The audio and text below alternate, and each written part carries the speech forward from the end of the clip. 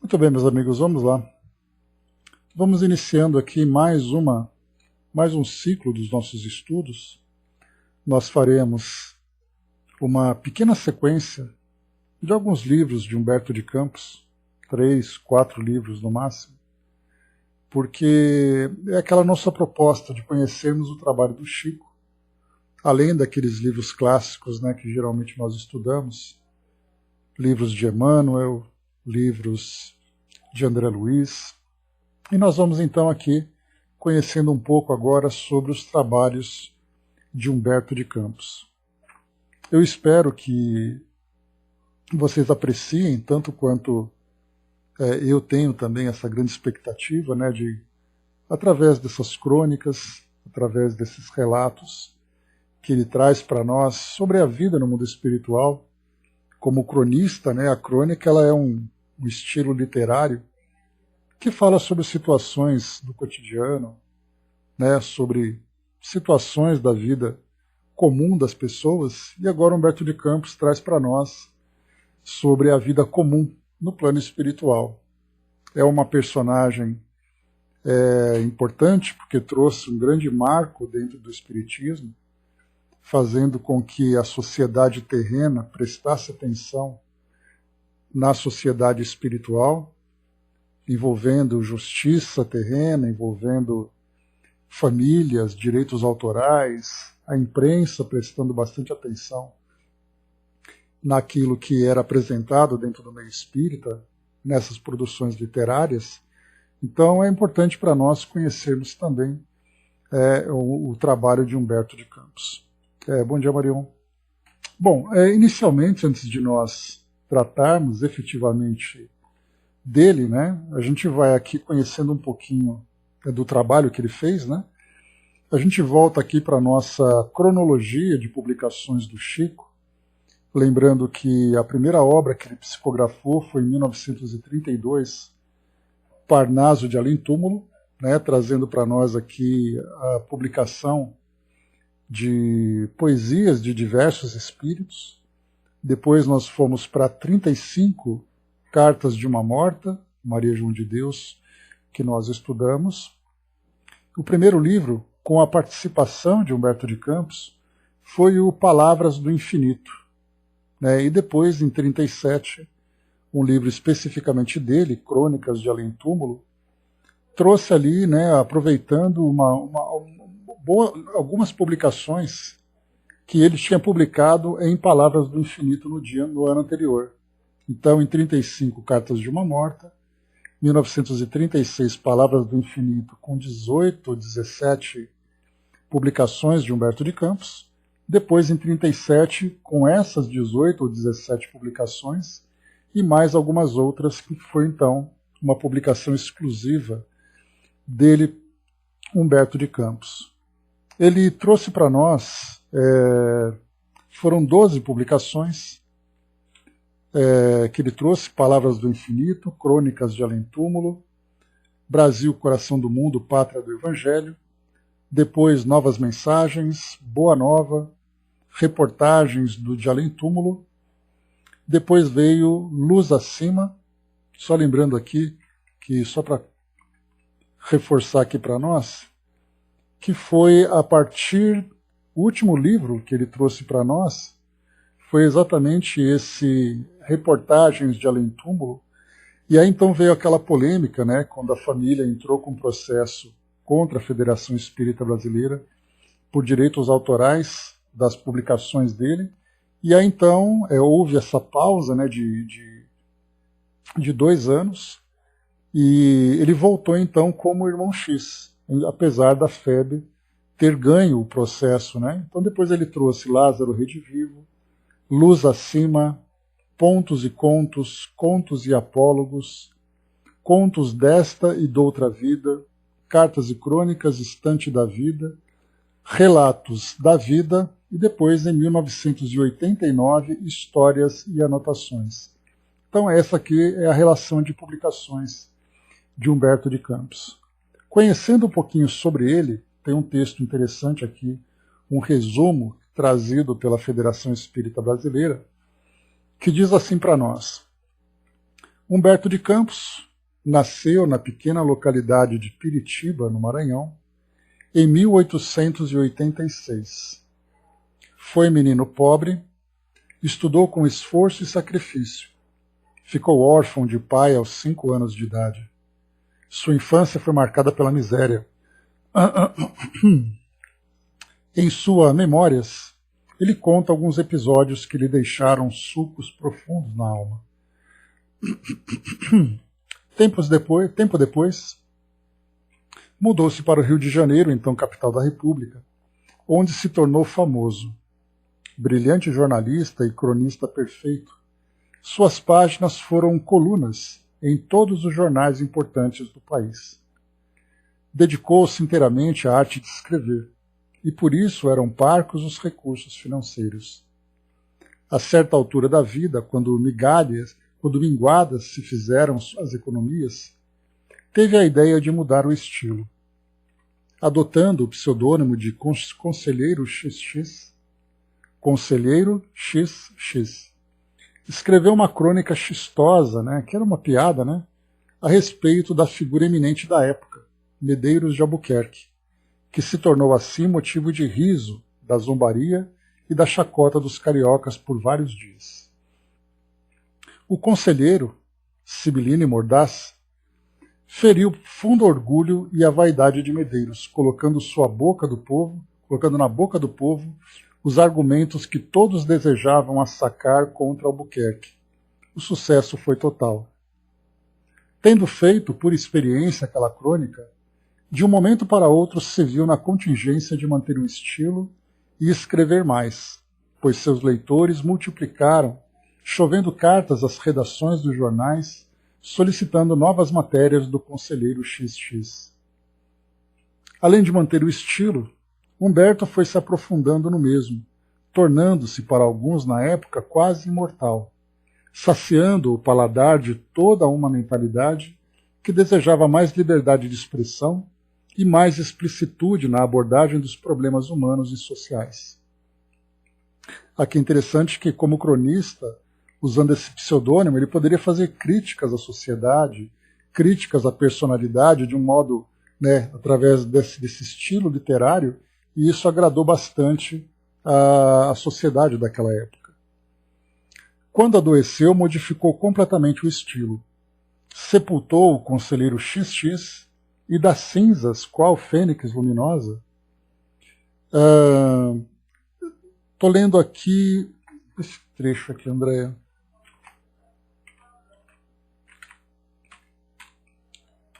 Só um instante. Estou lendo nesse PDF aqui. Quando adoeceu, modificou completamente o estilo. Sepultou o Conselheiro XX e das cinzas, qual fênix luminosa, nasceu outro Humberto, cheio de piedade, compreensão e entendimento para com as fraquezas e sofrimentos do seu semelhante. A alma sofredora do país buscou avidamente Humberto de Campos e dele recebeu consolação e esperança. Eram cartas de dor e desespero que chegavam às suas mãos, pedindo socorro e auxílio. E ele, tocado nas fibras mais sensíveis do coração, a todas respondia, em crônicas, pelos jornais, atingindo milhares de leitores em circunstâncias idênticas de provações e lágrimas. Fez-se amado por todo o Brasil, especialmente na Bahia e em São Paulo. Seus padecimentos, contudo, aumentavam dia a dia. Parcialmente cego e submetendo-se a várias cirurgias, morando em pensão, sem o calor da família, sua vida era em si mesma um quadro de dor e sofrimento. Não desesperava, porém, e continuava escrevendo para o consolo de muitos corações. A 5 de dezembro de 1934, desencarnou. Partiu levando da terra amargas decepções. Jamais o Maranhão, sua terra natal, o aceitou. Seus conterrâneos chegaram mesmo a hostilizá-lo. 3 meses apenas de desencarnado, retornou do além através do jovem médium Chico Xavier este com 24 anos de idade somente, e começou a escrever, sacudindo o país inteiro com suas crônicas de além-túmulo. O fato abalou a opinião pública. Os jornais do Rio de Janeiro e outros estados estamparam suas mensagens, despertando a atenção de toda a gente. Os jornaleiros gritavam: extra, extra, mensagens de Humberto de Campos depois de morto. E o povo lia com sofreguidão. Agripino Grieco e outros críticos literários famosos examinaram atenciosamente a produção de Humberto, agora no além, e atestaram a autenticidade do estilo. Só podia ser Humberto de Campos, afirmaram eles. Começou então uma nova fase para o espiritismo no Brasil. Chico Xavier e a Federação Espírita Brasileira ganharam notoriedade. Vários livros foram publicados. Aconteceu o inesperado. Os familiares de Humberto moveram uma ação judicial contra a FEB, exigindo os direitos autorais do morto. Tal foi a celeuma que o histórico de tudo isso está hoje registrado num livro cujo título é A Psicografia ante os Tribunais, escrito por Dr. Miguel Timpone, ou Timpone. A federação ganhou a causa. Humberto, constrangido, ausentou-se por largo período e, quando retornou a escrever, usou o pseudônimo de Irmão X.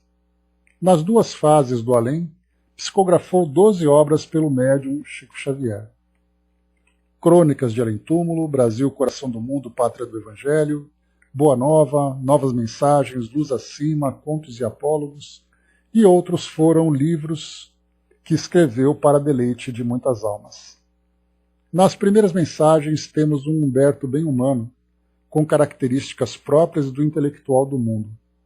Logo depois ele se vai espiritualizando, sutilizando as ideias e expressões, tornando-se então o escritor espiritual predileto de milhares.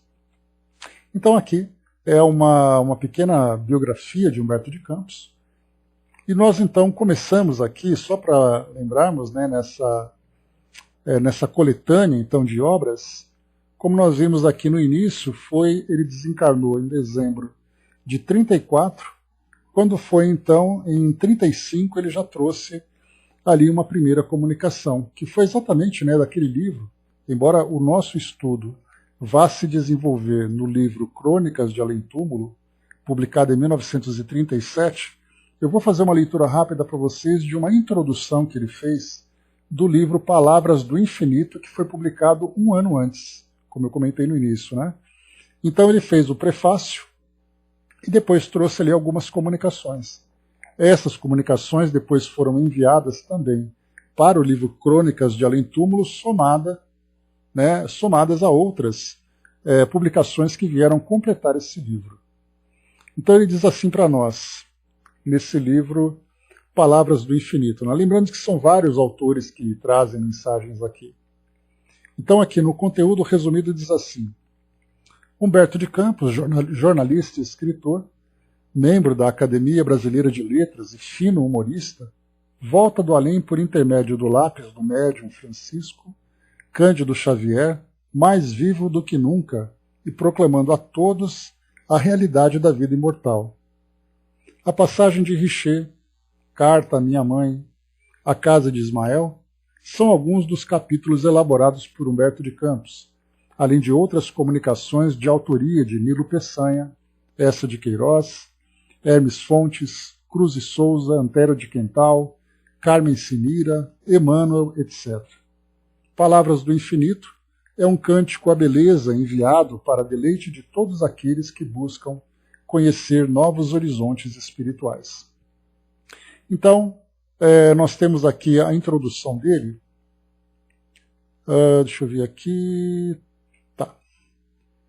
Na introdução do livro diz assim: a reedição do livro Palavras do Infinito encontra natural explicação no rápido escoamento que tiveram os 5.000 exemplares da publicação anterior, cujos pedidos, vindos de toda parte, denotaram o interesse dos que leem pelas coisas da espiritualidade.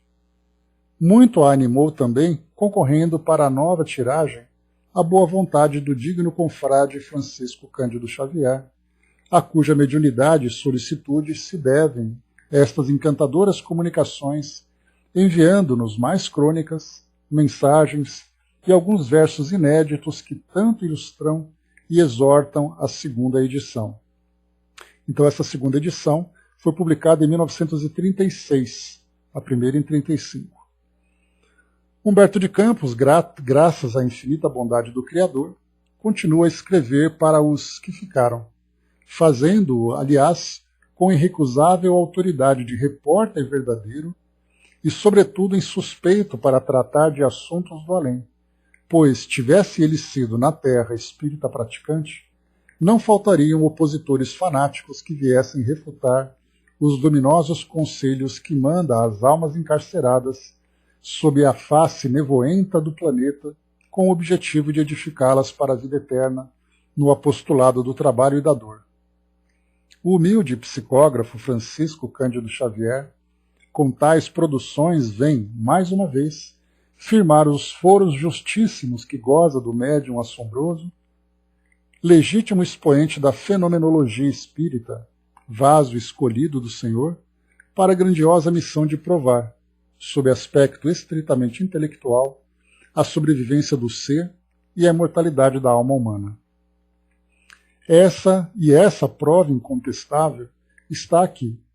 Contra ela pode levantar-se o argumento dubitativo, mas a hipótese única que a explica é a do Evangelho, pela ressurreição de Jesus, sobre a qual se assenta todo o edifício moral, filosófico e científico do Espiritismo. Mais abundante, copiosa, imensa, entretanto, ela se nos depara no Parnaso de além-túmulo, onde o moço de instrução rudimentar, que vive pobre e triste na pequena vila de Pedro Leopoldo, sem biblioteca e sem professor, consegue captar produções de 32 poetas, brasileiros e portugueses, figurando entre eles nomes gloriosos como Arthur Azevedo, Batista Cepelos, Casimiro de Abreu, Castro Alves, Emílio de Menezes, Fagundes Varela, Hermes Fontes, Olavo Bilac, Raimundo Correia, Antério de Quental, Antônio Nobre, Augusto dos Anjos, Guerra Junqueiro, João de Deus, Júlio Diniz, Dom Pedro de Alcântara e tantos mais. Ler este livro surpreende, maravilhoso, e por que surpreendente, maravilhoso, e por que não dizê-lo comovedor, é verificar 190 produções psicográficas de Chico Xavier, das quais 118 sonetos magistrais, num total de 6.538 versos. É realmente admirável e farta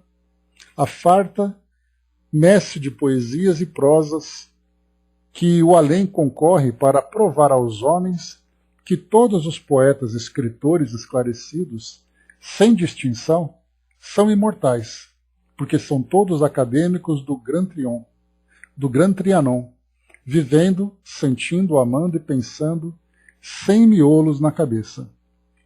O que mais empolga nessas produções não é só o estilo, mas a perfeita identidade literária dos autores. Estilo e identidade que se vislumbram quer na cadência do verso, quer na forma, quer na ideia ou no fundo filosófico.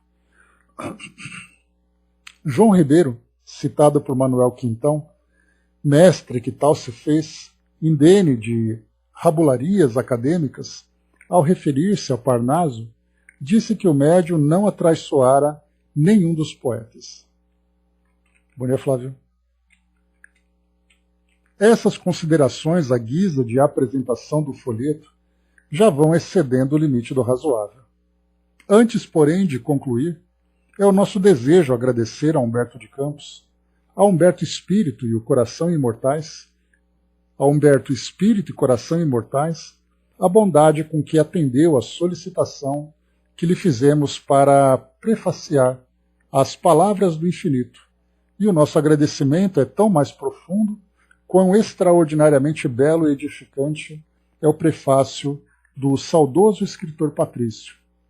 Possam as suas crônicas, e bem assim as poesias e mensagens contidas neste opúsculo, tocar os corações endurecidos e levar a quantos o lerem o doce orvalho da fé, abrindo-lhes o entendimento para a compreensão da imortalidade, a certeza da sobrevivência. Então, aqui nesse trecho, né, então, aqui do dia 3 de outubro de 1939. Então, inicialmente, só para a gente lembrar, aquelas fases que a gente foi estudando, inicialmente aquela fase mais intelectual, né, o espiritismo se desenvolvendo na França, vindo para o Brasil aqui, começou a se manifestar através da literatura, né, vinda pelo Chico. Depois, mais para frente, nós tivemos aquelas tantas cirurgias espirituais que causaram tanta impressão, né, de José Arigó, né, Dr. Fritz e tudo mais. Depois vieram as pinturas mediúnicas através de Gasparito e outros autores e outros pintores que até hoje também se manifestam. Né, a literatura de André Luiz e tudo mais. No começo, né, tudo isso começando com as mesas girantes, provocando, né, toda aquela grande movimentação na Europa, na América, nas Américas de modo geral. Então a gente vê as fases, né, com que os espíritos vão se manifestando e o efeito que eles vão provocando sobre os encarnados para chamar a nossa atenção. Às vezes de um modo mais contundente, como no caso das mesas, das cirurgias, outro de modos mais sensíveis, através da literatura, da pintura, da música, e outras mais sensíveis ainda através das comunicações consoladoras, através das psicografias que chegam. Então aqui nós estamos no começo, né, na terceira década do século XX, quando a poesia, através do Chico, era muito forte.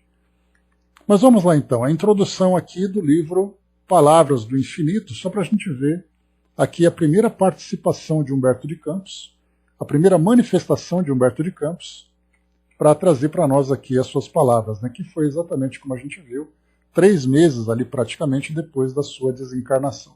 Bom dia, dona Miriam. A palavra dos mortos. Só para a gente lembrar aqui, essa mensagem foi trazida pelo Humberto de Campos no dia 27 de março de 35. E ele tinha desencarnado em dezembro de 34. Vamos lá então. Pedem de São Paulo a colaboração humilde do meu esforço para a apresentação de Palavras do Infinito, que um grupo de espiritistas da Sociedade de Metapsíquica do Grande Estado, tendo à frente o eminente amigo Dr. João Batista Pereira, vai lançar a publicidade com o objetivo de fornecer gratuitamente, com a mensagem dos mortos, um consolo aos tristes, uma esperança aos desafortunados e um raio de claridade aos que naufragam, desesperados, na noite escura da dúvida e da descrença, em meio às borrascas do oceano tempestuoso da vida. Aqui, então, quando ele fala sobre o objetivo dessas obras, que é trazer, né, um consolo aos tristes, esperança aos desafortunados, e esse raio de claridade aos que naufragam, né, ele quer lembrar que não é apenas ali a ideia do conteúdo em si, mas é a própria manifestação dos espíritos, quando então eles começavam a dizer, nós estamos vivos.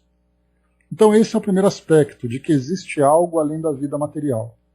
E depois nós temos o conteúdo, que traz aquele conteúdo moral, aquele conteúdo consolador, aquele conteúdo que abre a nossa perspectiva diante das dificuldades da vida. Né? Manda, Dudu, por favor. Então aqui nós temos, né, um objetivo desses livros. Né? Então quando a gente começa a olhar, né, com uma visão mais abrangente, a gente percebe a importância de nós estudarmos esses livros nos seus mais variados aspectos. Vamos lá então, nossa querida Cecília, seja bem-vinda, Cecília, um grande beijo para você, querida. Ela diz assim para nós: que a luz do Divino Mestre esteja sempre acesa dentro de todos. Graças a Deus, Cecília, na graça de Deus. Agradeço a todos que estiveram e ainda estão ouvindo e participando de momentos tão sublimes em conversas, reflexões de estudos primorosos que são deixados aqui, e a nós que também, mesmo dentro de uma situação de espíritos não terrenos, precisam sim desse acolhimento em forma de leitura e boas conjecturas sobre os ensinamentos da doutrina dos espíritos. Preciso ainda informar que a situação entre aqueles que chegam e são distribuídos em leitos separados é enorme. O trabalho contínuo e a perseverança de mantê-los em situações melhores da que estavam em seus leitos hospitalares, em suas casas, fizeram com que muitos chegassem, como já havia relatado antes. Deixa eu ver aqui, penso um pouquinho só. Tá, como já havia relatado, antes da tristeza e sofrimento, por não saberem onde estavam e como estavam.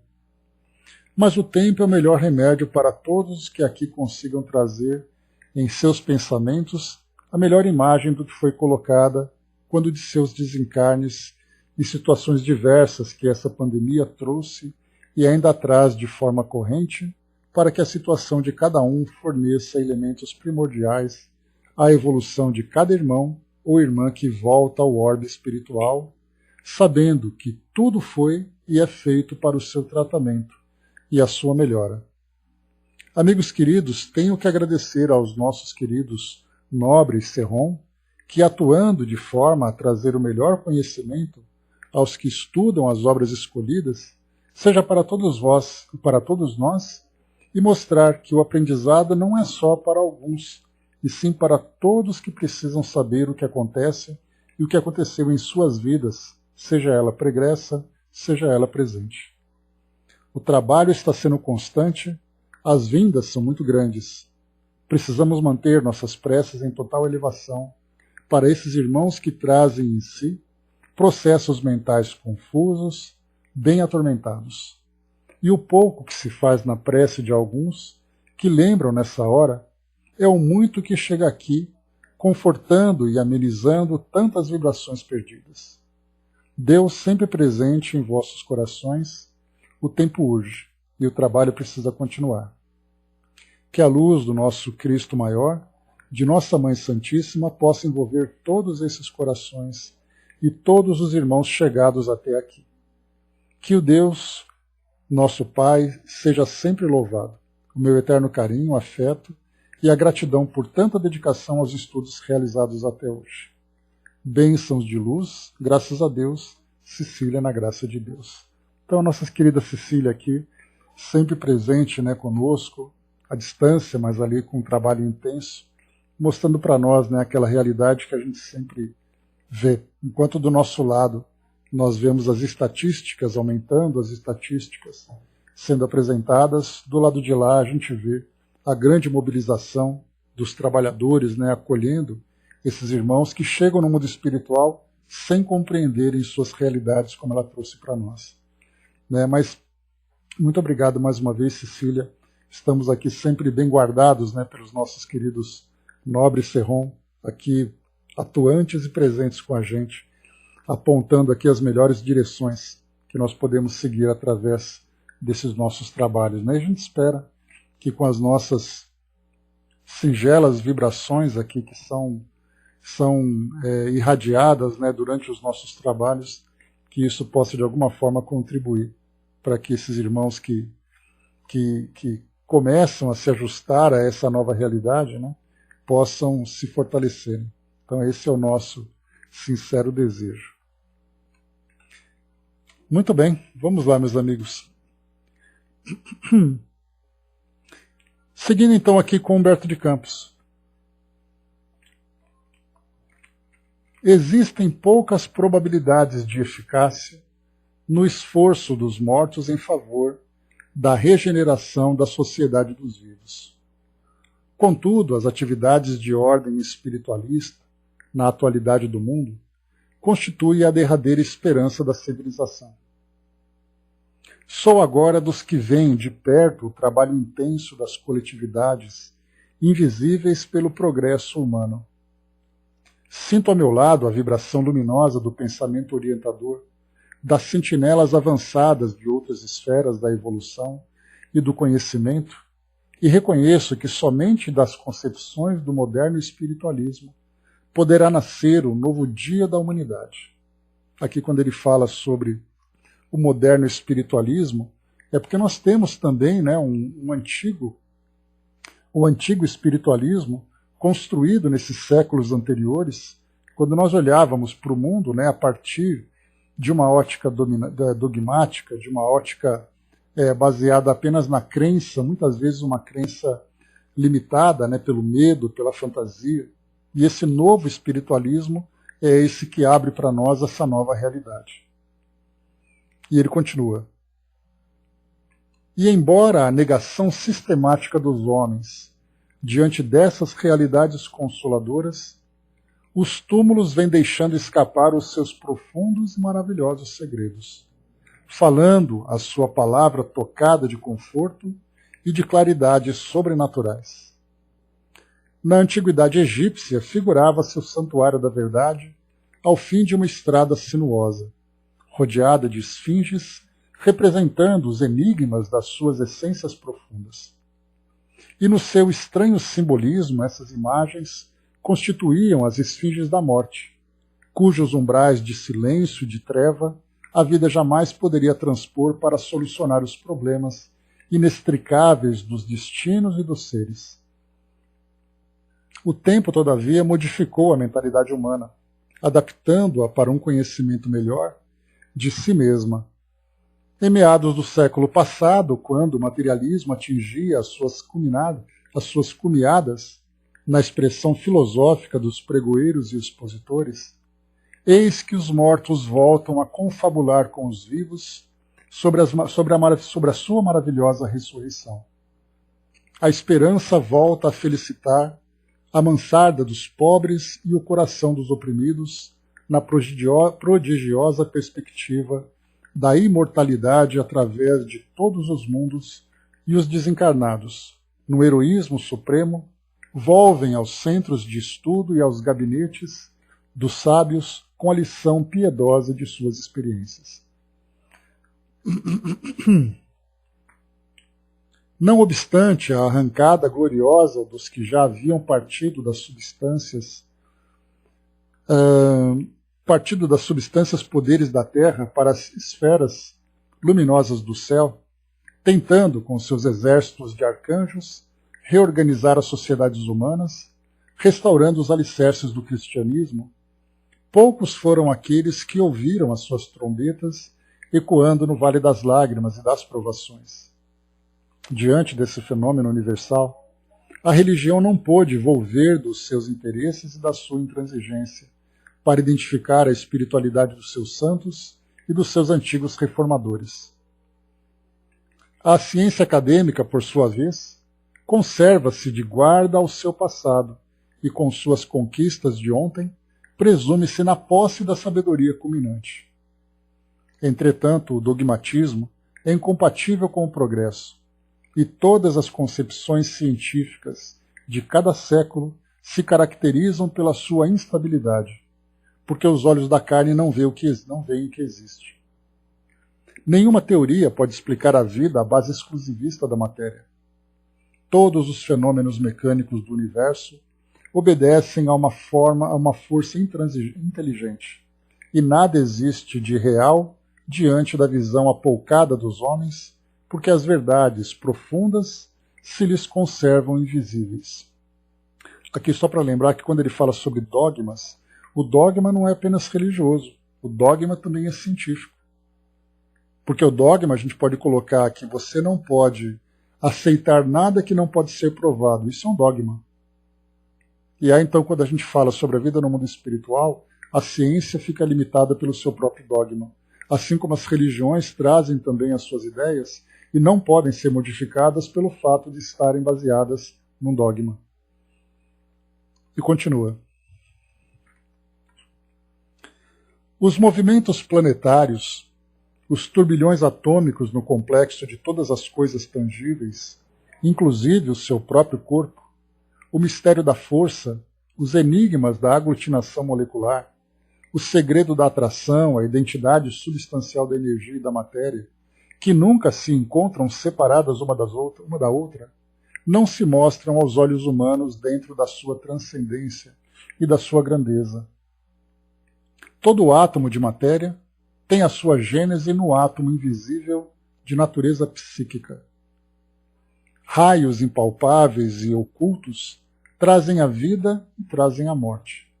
E o homem, na sua ignorância presumida, mal se apercebe que é o fantasma cambaleante de Édipo, vivendo na zona limitada do seu livre-arbítrio, mas submetido às leis de bronze, do destino e da dor, cujas atividades objetivam o aprimoramento da sua personalidade. Apesar da sua vaidade e do seu orgulho, todas as suas glórias materiais caminham para a morte. Nietzsche arquiteta com Zaratustra, a filosofia do homem superior para cair aniquilado sobre o seu próprio infortúnio. Napoleão, depois das lutas prestigiosas que lhe granjeiam a admiração universal, recolhe-se em Santa Helena para meditar nas célebres sentenças dos Eclesiastes. Edison, após encher de conforto as cidades modernas com a sua imaginação criadora, sente o esgotamento de suas forças físicas para guardar o gume afiado da morte. Os homens, com todos os pergaminhos de suas conquistas, viverão sempre no círculo de suas fraquezas e de suas misérias, enquanto não se voltarem para o lado espiritual do sofrimento e da vida. A manifestação das atividades dos mortos não lhes tem fornecido as conclusões de ordem moral que se fazem necessárias ao aperfeiçoamento coletivo. Com algumas honrosas exceções, despertou apenas o sentimento de suas análises, nem sempre orientadas no propósito de saber, para serem filhas intempestivas das vaidades pessoais de cada um. Aqui o que ele coloca é que mesmo que os espíritos se comunicam, a grande preocupação é saber o que eles fazem, e não se preocuparem com as lições morais necessárias para fazer com que nós, então, vivamos de um modo diferente e encontremos essa realidade de um modo diferente. Daí, então, que nós vimos que Kardec ele teve a grande preocupação de trazer para nós a vida no mundo espiritual a partir de uma perspectiva moral, e não dizer onde os espíritos vivem, como são as suas construções, mas para dizer que o espírito é feliz ou infeliz de acordo com os seus valores. É o que, então, Humberto de Campos diz para nós aqui. E ele continua. Disse Engenheiros, nos seus estudos psicológicos, que a história da civilização representa apenas o desenvolvimento da curiosidade humana. Se isso é um fato incontestável, não é menos verdade que essa sede de revelações deve possuir uma bússola espiritual nas suas longas e acuradas perquisições do invisível. Muita experiência trouxe do mundo para acreditar que as teorias, só por si, possam operar a salvação da humanidade. Elas constituem apenas o roteiro de sua marcha, onde os espíritos de boa vontade vão conhecer o caminho. São acessórios do seu esclarecimento, sem representarem a compreensão de si mesma. Toda a civilização ocidental fundou-se à base do cristianismo. Todavia, o que menos se vê, no seu Fausto e na sua grandeza, é o amor e a piedade do crucificado. A atualidade está cheia de exemplos dolorosos. Povos considerados cristãos preparam-se afanosamente para as lutas fratricidas. A Liga das Nações, que alimentava o sonho de paz universal, está hoje quase reduzida a uma abstração de ideólogos. Aqui a Liga das Nações foi aquela instituição criada logo após a Primeira Guerra Mundial, que seria uma representação do que a ONU é hoje, que foi criada depois da Segunda Guerra Mundial. Então foi aquela tentativa de unir as nações para construir a paz no mundo para evitar que acontecesse uma outra guerra. E aconteceu o que aconteceu, né? Tchau, Andréa. Veio depois da Segunda Guerra Mundial. A Itália e a Alemanha, expansionistas, empunham a espada do arrasamento e da destruição. Ainda agora, o general Linderhof acaba de entregar à publicidade o seu livro terrível sobre a guerra total. A crença e a fé não procedem de combinações teóricas ou do malabarismo das palavras e dos raciocínios. É no trabalho e na dor que se processam e se afinam. Para a fé não há melhor símbolo do que o toque de Moisés sobre as tochas adustas, fazendo brotar o lençol líquido das águas claras da vida. Só a dor pode tocar o coração empedernido dos homens, e é por isso que a lição dos mortos servirá somente para constituir a base nova da sociologia do amanhã. A fé, por enquanto, continuará como patrimônio dos corações que foram tocados pela graça do sofrimento. Tesouro da imortalidade seria o ideal da felicidade humana se todos os homens o conquistassem, mesmo nos desertos tristes da terra. Um grande astrônomo francês inquirido sobre as recompensas do céu acentuou: mesmo aqui podem as criaturas receber as recompensas do paraíso. O céu é o infinito e a terra é uma das pátrias da imensidade. Todos os homens, portanto, são cidadãos celestes. É aqui, na superfície triste do mundo, que as almas realizam a aquisição de suas felicidades. Estamos em pleno céu, e em toda a parte vemos cada um receber segundo suas obras. Sobre as frontes orgulhosas dos homens, param os órgãos invisíveis de uma justiça imanente, e sobre a terra pode o espírito fazer jus aos prêmios do alto. A crença, com os seus esplendores subjetivos, é um desses maravilhosos tesouros. Que as palavras do infinito se derramem sobre o entendimento das criaturas. Cooperando com a dor, elas descobrirão para o homem as grandezas ocultas de sua própria alma, a fim de que ele assente, em seu próprio benefício, as realidades confortadoras da sobrevivência. A voz do além pode ficar incompreendida, mas os mortos continuarão a falar aos vivos, comandados à ordem de alguém que está acima das opiniões de todos os cientistas e escritores, encarnados e desencarnados. Foi a piedade de Jesus que abriu as cortinas que velavam os mistérios escuros e tristes da morte, e o divino jardineiro conhece o terreno fecundo onde germinam as sementes do seu amor. Os homens aprenderão à custa das suas dores, com todo o fardo de suas misérias e de suas fraquezas, e as palavras do infinito cairão sobre eles como a chuva de favores do alto. Que elas se espalhem nos corações e nas almas, porque cada um traz consigo a claridade de um sol e a doçura de uma bênção. Aí então assina aqui Humberto de Campos, recebido no dia 27 de março de 35, lá em Pedro Leopoldo. Então, essa introdução do livro Palavras do Infinito, eu trouxe porque foi a primeira comunicação de Humberto de Campos. E aí, então, como eu comentei com vocês, ele traz aqui 18 mensagens nesse livro, além de outros autores, chegando ali por volta de deixa eu pegar aqui exatamente o valor, 125 mensagens que foram trazidas,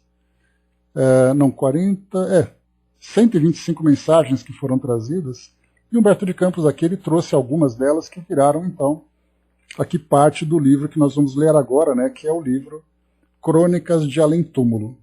Tá? Então a gente vai iniciar aqui com um pequeno prefácio. Esse livro, Crônicas de Além Túmulo, traz 35 crônicas, né, além do prefácio do autor, trazendo para nós aqui uma mensagem, né, a nós leitores. E aqui lembrando que vai até o número 11, o número 18. Até o 18, Casa de Ismael, se encontra no livro Palavras de Infinito. Então, a partir dali até o número 35, complementam, então, trazendo esse livro Crônicas de Além Túmulo. Aí, então, nesse caso, né, com o objetivo de deixar somente Humberto de Campos como autor espiritual dessa obra, né, diferentemente dos demais autores que participavam daquele trabalho. Então, vamos lá. Humberto de Campos, então, ele traz para nós aqui essa introdução, que ele vai falar um pouquinho, né, como foi colocado naquele texto que nós lemos, vai ser falado aqui sobre aquele Humberto de Campos humano, falando sobre coisas, preocupações de um recém-desencarnado, para somente depois, né, na evolução das suas obras, ele começar a falar sobre ideias mais elevadas. E nós vimos isso de uma forma muito parecida com André Luiz, quando então no início das suas publicações era aquele André Luiz humano, saudade da Terra, surpresa com o mundo espiritual, sofrendo ainda, padecendo das suas angústias, né? Para depois de algumas obras nós vermos André Luiz muito bem adaptado ao mundo espiritual, agora olhando de uma forma muito mais elevada, vendo a si próprio e vendo o mundo de uma forma diferenciada. Então nós veremos aqui essa pequena evolução de Humberto de Campos, mas a grande preocupação dele, como nós vimos, seu principal objetivo, era trazer o mundo espiritual, né, as situações do mundo espiritual, conhecendo espíritos, vendo eventos, e ele foi então relatando tudo isso para trazer para nós esse entendimento de que a vida continua, né, e cada um ali vivendo de acordo com suas crenças e possibilidades. Então, muito bem, primeiro aqui para nós, então, primeiro trecho ao leitor. Por enquanto, só para a gente lembrar aqui, a forma como nós vamos desenvolver esse estudo aqui ainda vai ser adaptada no decorrer do mesmo, né? Porque a gente pode ler uma crônica num dia e passar ali um único estudo falando sobre elas. Se de repente elas forem objetivas, a gente passa para uma nova crônica, começando uma segunda. Então, vamos aqui ver, né, se nós lemos uma crônica ou duas crônicas por estudo, né? Vai depender ali do tema, conforme a gente vai enriquecendo, né, e agregando ali também novas fontes, fazendo ali aquelas correlações habituais que nós costumamos fazer. Então vamos lá. Por enquanto, poucos intelectuais na Terra são suscetíveis de considerar a possibilidade de escreverem um livro depois de mortos. Eu mesmo, em toda a bagagem de minha produção literária no mundo, nunca deixei transparecer qualquer live de crença nesse sentido. Apegando-me ao resignado materialismo dos meus últimos tempos, desalentado em face dos problemas transcendentes do além-túmulo, não tive coragem de enfrentá-los, como um dia fizeram Medeiro e Albuquerque e Coelho Neto. Aqui ele vai falando nomes, né, de escritores contemporâneos dele, né, que, encarnados ou desencarnados, né? Como um dia fizeram Medeiros e Albuquerque e Coelho Neto, receoso do fracasso de que deram testemunho como marinheiros inquietos e imprudentes, regressando ao porto árido dos preceitos humanos. Mal se haviam feito de vela ao grande oceano das expressões fenomênicas da doutrina, onde os espíritas sinceros, desassombrados e incompreendidos, são aqueles arrojados e rudes navegadores da escola de Sagres, que, à força de sacrifícios e abnegações, acabaram suas atividades descobrindo um novo continente para o mundo, dilatando as suas esperanças e santificando os seus trabalhos. Então ele coloca que, apesar da grande produção literária dele, ele nunca se atreveu a trazer nada sobre o mundo espiritual, como fizeram, por exemplo, esses dois escritores, Medeiros e Albuquerque e Coelho Neto, que acrescentaram ali ideias sobre o mundo espiritual, mas que, né, acabaram também ali passando por essas dificuldades, porque eles fracassaram quando tentaram trazer essas ideias. Né? Os leitores não gostaram, as críticas que vieram, né, porque que ele está falando do mundo espiritual, a própria religião, a própria igreja também começou a contestar esse conteúdo, né? Diferentemente dos trabalhadores dos trabalhadores espíritas, que firmemente, né, com grande coragem, começaram realmente a falar do mundo espiritual e como se fossem aqueles navegadores da escola de Sagres, né, aquela clássica escola de Sagres que afirmaram, né, que Portugal criou essa escola para a formação de marinheiros, engenheiros e tudo mais. Eles se aventuraram por esses oceanos descobrindo de fato um novo mundo, como aconteceu, né, com os portugueses, por exemplo, chegando aqui nas Américas. Então, faz uma comparação entre aqueles que aceitaram essa ideia de falar do mundo espiritual com coragem, apesar das barreiras, diferentemente daqueles outros que tentaram de uma forma meio ousada, porém muito tímida, e acabaram depois recuando. Nesse caso, Humberto de Campos coloca que ele nem se atreveu a dar esse passo, exatamente por esse receio, né, de sofrer esse fracasso, e preferiu viver ali dentro daquele materialismo, né, com que ele se encontrava bem adaptado. Por isso ele coloca, né, desalentado em face dos problemas transcendentes do além-túmulo, não tive coragem de enfrentá-los.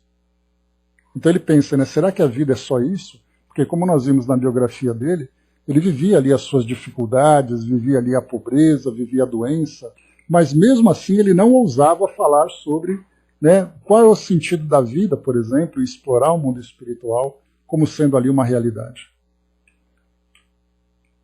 Continua.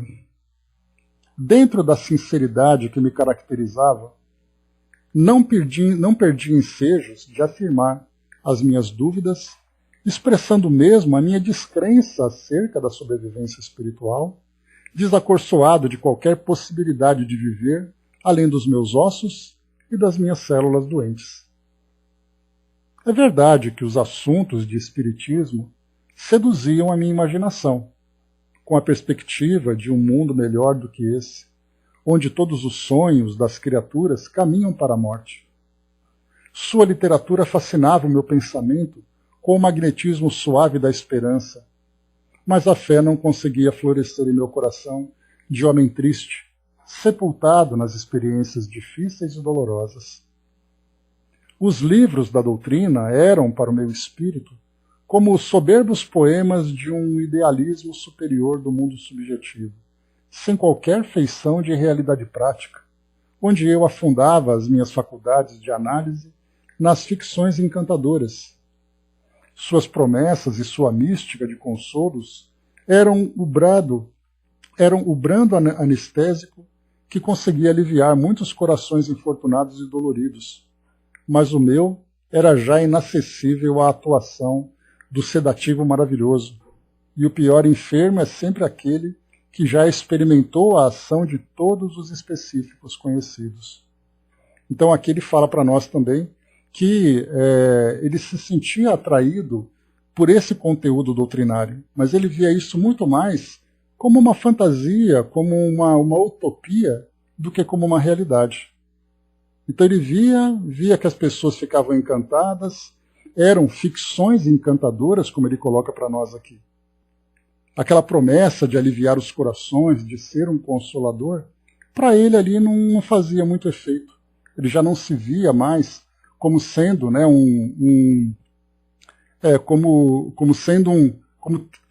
como ser acessível à atuação desse sedativo maravilhoso que é colocado para nós.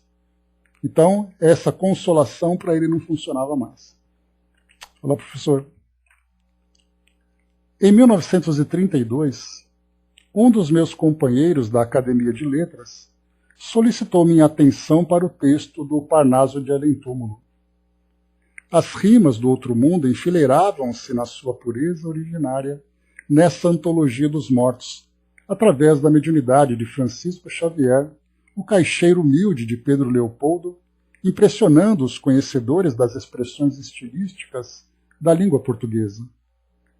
Por minha vez, procurei ouvir a palavra de Augusto de Lima a respeito do fato insólito, mas o grande amigo se esquivou ao assunto, afirmando: certamente, entre as novidades de minha terra, Pedro Leopoldo concorre com o novo Barão de Munchausen.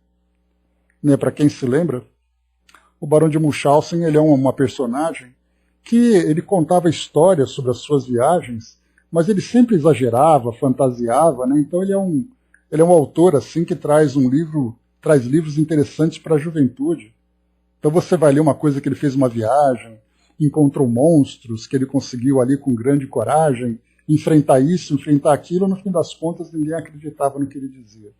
Então o que Augusto de Lima colocava é que dessas novidades então que chegavam do mundo espiritual não passavam de fantasias, de exageros, né? Então Humberto de Campos, tentando ali confirmar essas poesias que chegavam no Parnaso de Além-Túmulo, que eram poesias que chegavam de colegas dele, da Academia Brasileira de Letras. Então imagina, você convive com uma pessoa, essa pessoa morre, tempos depois ela traz uma mensagem e você fica, poxa, mas será que é ela? Aí quando ele apresenta para um colega de academia, aí você, não sei de nada, para mim eu não acredito nessas coisas. Portanto, ele acaba ficando ainda mais duvidoso, né? A verdade, porém, é que pude atravessar as águas pesadas e escuras do Aqueronte. Aqueronte é aquele rio, né, da mitologia grega, que fala daquele rio onde atravessam os mortos, né? E voltar do mundo das sombras, testemunhando a grande e consoladora verdade.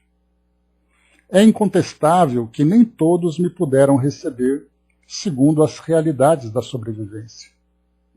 A visita de um morto, na maioria das hipóteses, constitui sempre um fato importuno e desagradável. Ou seja, né, um fantasma que vem falar com você nunca é bem-vindo, né? Para os vivos que pautam a existência pelo pentagrama das convenções sociais, o morto com as suas verdades será invariavelmente um fantasma importuno, e temos de acomodar os imperativos da lógica às concepções do tempo em que se vive. Feitas essas considerações, eis-me diante do leitor, com um livro de crônicas de além-túmulo. Dessa vez não tenho necessidade de mandar os originais de minha produção literária a determinada casa editora, obedecendo a dispositivos contratuais, ressalvando-se a minha estima sincera pelo meu grande amigo José Olímpio. A lei já não cogita mais da minha existência, pois, do contrário, as atividades e os possíveis direitos dos mortos representariam séria ameaça à tranquilidade dos vivos. Então aqui já começa, parece que ele faz uma previsão já mostrando, né, que os mortos continuariam com os mesmos direitos dos vivos, né? Então ele falou, ainda bem que isso não existe mais. Mal sabia ele que tempos depois a própria família exigiria a autoria, né, os direitos autorais daquilo que ele produziu. Enquanto aí consumia o fosfato do cérebro para acudir aos imperativos do estômago, ou seja, né, enquanto ele gastava ali, né, os seus neurônios para poder pagar as contas, né, posso agora dar o volume sem retribuição monetária. O médium está satisfeito com a sua vida singela, dentro da pauta evangélica do dai de graça o que de graça recebestes. E a Federação Espírita Brasileira, instituição venerável que o prefeito Pedro Ernesto reconheceu de utilidade pública, cuja livraria vai imprimir o meu pensamento, é sobejamente conhecida no Rio de Janeiro, pelas suas respeitáveis finalidades sociais, pela sua assistência aos necessitados, pelo seu programa cristão, cheio de renúncias e abnegações santificadoras. Aqui também ele traz, né, aqui já não é nenhuma crítica, né, mas a gente vê que essa parte editorial da federação, né, que exige direitos autorais, também trazem problemas, né, também traz problemas na atualidade. Então você não pode usar um livro da FEB que tem esse direito, porque ela exige isso judicialmente e tal, né? Então no começo era aquela visão ideológica, né, de você vender os livros para pegar essa arrecadação e fazer trabalhos sociais. Hoje já virou um mercado, né? Então já não é mais tão romântico como era no passado. Aí está o livro com a minha lembrança humilde. Que ele possa receber a bênção de Deus, constituindo um conforto para os aflitos e para os tristes do microcosmo onde vivi. Que não se precipitem em suas apreciações os que não me puderem compreender. A morte será a mesma para todos. A cada qual será reservado um bangalô subterrâneo e a sentença clara da justiça celeste. Aqui é interessante ele falar, né, que para cada um a gente vai ter o nosso bangalô subterrâneo, né? Ou seja, todo mundo vai ser enterrado e a justiça, né, a sentença clara da justiça terrestre vai chegar para cada um, acredite ou não. Quanto aos espíritos superiores da crítica contemporânea, cristalizados nas concepções da época, que esperem pacientemente pelo juízo final, com as suas milagrosas revelações. Não serei eu quem lhes vá esclarecer o entendimento, contando quantos pares de meia usei em toda a vida, ou descobrindo o número exato dos meus anos, através de mesas festivas e alegres. Aguardem com calma o toque de reunir das trombetas de Josafá. Então aqui Humberto de Campos assina, né? Pois é, não, exatamente, Dudu, pelo fato dele ser cronista, e dentro das suas crônicas ele ser também crítico, né? Então ele traz esses toques, né, bem característicos, porque como a gente viu, ele primeiro usou aquele conselheiro XX como uma personagem anônima para fazer uma crítica, né, a Medeiros de Albuquerque.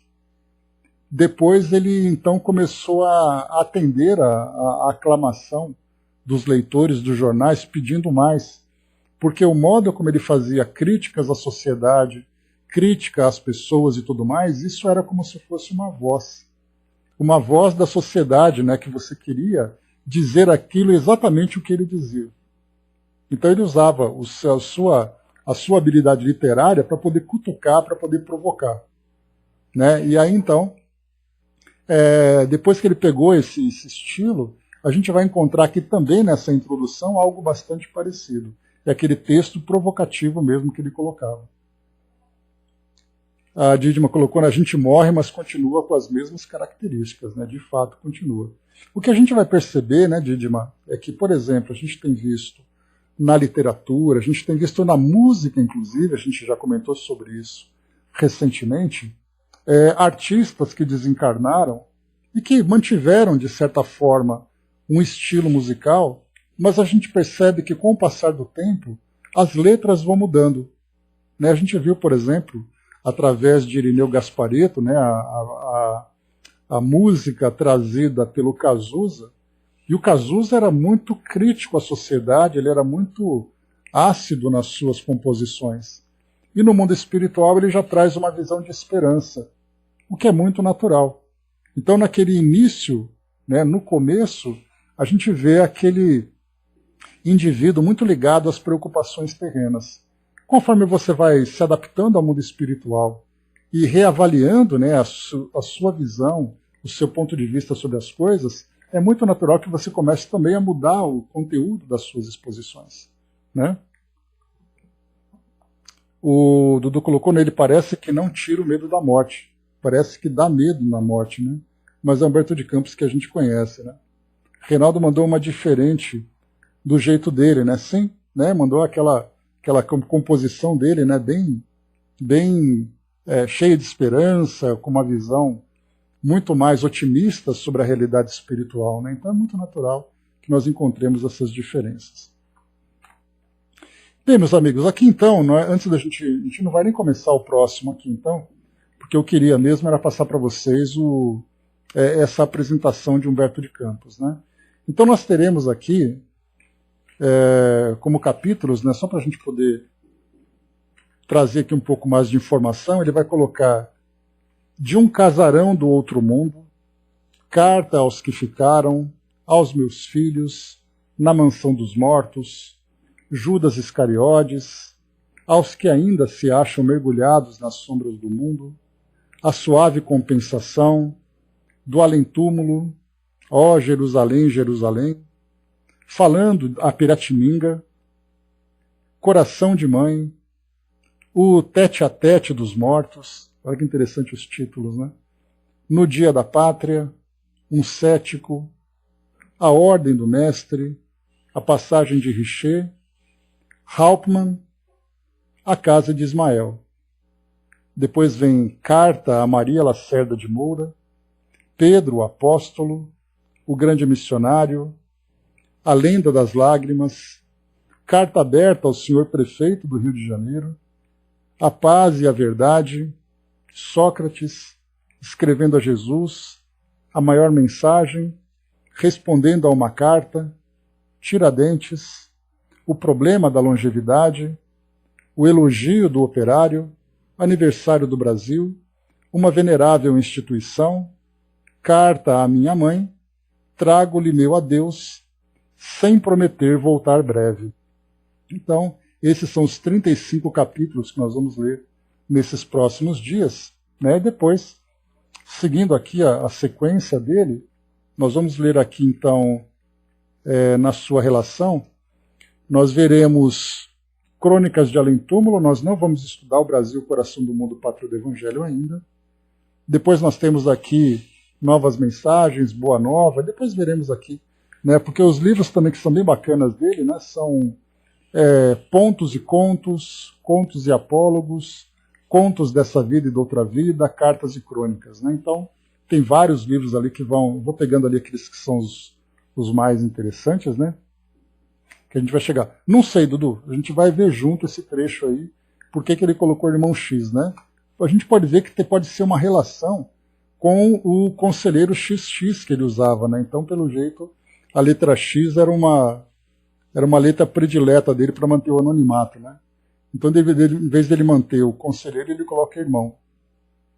Eu fico imaginando, né, do jeito que ele era em vida, o que aconteceu com a família dele pelos direitos autorais, como ele se sentia pós-desencarne, né? Ele vai contar esses trechinhos todos, ele vai trazer muitos desses detalhes, né? Não sei se ele vai falar sobre isso, porque o primeiro livro que ele assina, como Irmão X, é o livro Lázaro Redivivo.